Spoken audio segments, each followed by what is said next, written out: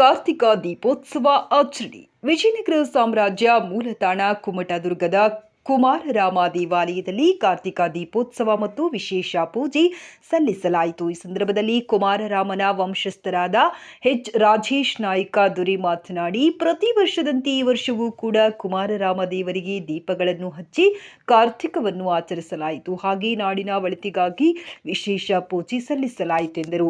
ಈ ಸಂದರ್ಭದಲ್ಲಿ ಗಂಡುಗಲಿ ಕುಮಾರರಾಮ ಹೋರಾಟ ಸಮಿತಿಯ ಪ್ರಧಾನ ಕಾರ್ಯದರ್ಶಿ ಹರನಾಯಕ ಹತ್ತಿಮರದ ಹನುಮಂತಪ್ಪ, ದೇವರಾಜ್ ತಳವಾರ್, ಪಾನಬೇಡಿ ರಮೇಶ್ ಇನ್ನಿತರರು ಉಪಸ್ಥಿತರಿದ್ದರೆಂದು ಗಂಡುಗಲಿ ಕುಮಾರರಾಮ ದೇವಸ್ಥಾನ ಅರ್ಚಕರಾದ ರಮೇಶ್ ತಿಳಿಸಿದ್ದಾರೆ.